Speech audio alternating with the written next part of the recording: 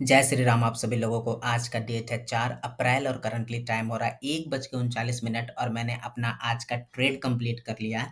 तो ट्रेड लेने के पीछे का साइकोलॉजी, लॉजिक, उसके पीछे का माइंडसेट क्या है, मैं सबसे पहले वो आपको बताता हूँ। और हाँ, एक चीज़ और, जो कल डिफरेंस था चार्ट में, कैंडल स्टिक में, वो आज भी सेम डिफरेंस बना है। यहाँ अगर ट्रेडिंग व्यू पे देखें तो यहाँ पे फर्स्ट कैंडल रेड बनी है, लेकिन अगर वही हम लोग यहाँ पे फायर्स में के चार्ट पे देखें तो सेम एक ग्रीन कैंडल यहाँ पे बनी है डोजी टाइप, और वही कैंडल जीरोधा में भी सेम डोजी टाइप ही बनी है।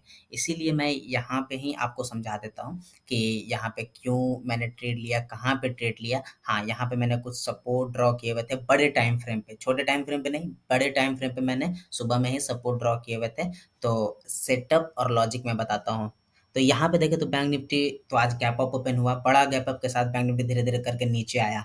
मैंने नीचे का कोई ट्रेड नहीं लिया। क्यों ट्रेड नहीं लिया? क्योंकि अप ट्रेंड में डाउन साइड का मोमेंटम एक तो बहुत स्लो आता है ऑप्शन में, और दूसरी अगर थोड़ा सा भी ग्रीन कैंडल बड़ी बन जाती तो एसएल बहुत बड़ा हो जाता है, एसएल बहुत जल्दी, प्रीमियम बहुत ज़्यादा डाउन होता है। इसलिए मेरा और सेटअप भी मेरा यहाँ पे नहीं बना, तो सेटअप पे मैंने नहीं बना तो कोई ट्रेड नहीं लिया।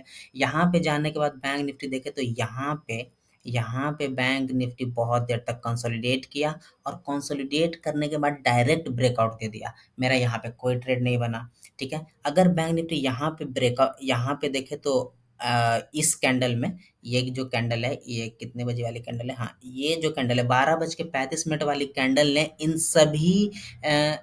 सभी कैंडलों के ऊपर क्लोजिंग दिया, ठीक है। अगर यहाँ पे एक कैंडल और सस्टेन करता तो मैं यहाँ पे ट्रेड ले सकता था, लेकिन अगली ही कैंडल ने एक बड़ी कैंडल बनाई तो मैं रनिंग कैंडल में ट्रेड नहीं लिया। मैं यहाँ पे बैठा रहा, ठीक है। मुझे ट्रेड मिले ना मिले उससे कोई दिक्कत नहीं, लेकिन मैं अपने सेटअप पे ही ट्रेड लूँगा। फिर हम लोग यहाँ पे चलते हैं। जैसे ही बैंक निफ्टी ने ब्रेकआउट किया, ब्रेकआउट करने के बाद 3-4 कैंडल नीचे की ओर आया, ठीक है। नीचे की ओर आने के बाद अगर देखें तो यहाँ पे बैंक निफ्टी ने इस लेवल को रिस्पेक्ट किया।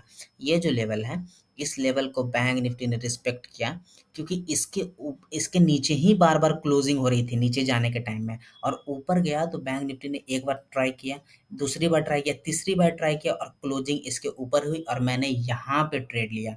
यहाँ पे ट्रेड लिया 1:10 या 15 मिनट में मैंने यहाँ पे ट्रेड लिया। यहाँ पे जब 2 कैंडल ने सस्टेन किया, यहाँ पे इसको नीचे नहीं जाने दिया, तो इसका मतलब बायर्स स्ट्रॉन्ग है, और इतनी बड़ी-बड़ी कैंडल बनी है तो यहाँ पे दिख भी रहा है कि कैंडल्स में बायर्स स्ट्रॉन्ग है। यहाँ पे सस्टेन किया, मैंने यहाँ पे ट्रेड लिया, और मैंने ट्रेड को एकदम यहाँ पे एग्ज़िट किया 144 के आस-पास। यहाँ पे एग्ज़िट करने के पहले मैं ऑप्शन के चार्ट पे लेके चलता हूँ। यहाँ पे भी अगर हम लोग देखें तो बैंक निफ्टी नीचे तो आया, बैंक निफ्टी ऊपर जाके नीचे आया, लेकिन इस लेवल को बैंक निफ्टी ने सस्टेन किया। इस लेवल को बैंक निफ्टी ने ब्रेक करने की कोशिश की, लेकिन इस लेवल को बैंक निफ्टी ने सस्टेन किया। इसके नीचे क्लोजिंग होने के बाद अगर ऊपर गया तो फिर ये सपोर्ट का काम करता है। तो ऊपर में मैंने यहाँ पे एक ट्रेड एग्जीक्यूट किया। अब मैं ट्रेड दिखाता हूँ कि मैंने ट्रेड कहाँ पे लिया। ट्रेड मैंने लिया, ऑर्डर बुक पे चलते हैं। ऑर्डर बुक पे जाने के बाद मैंने 1:15 पे मैंने ट्रेड लिया।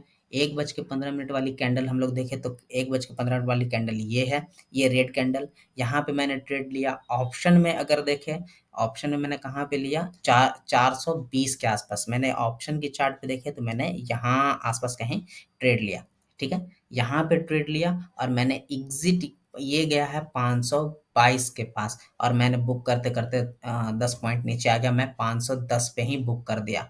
और यहाँ पे मैंने यहाँ पे एग्ज़िट किया, और एग्ज़िट करने का रीज़न क्या था कि यहाँ पे अगर देखें तो यहीं से एक डाउनफॉल आया है ऑप्शन में, इसीलिए मैंने यहाँ पे हेवी सेलिंग है यहाँ पे, यानी कि यहाँ पे सेलर एक्टिवेटेड है, यहाँ पे सेलर हैवी है।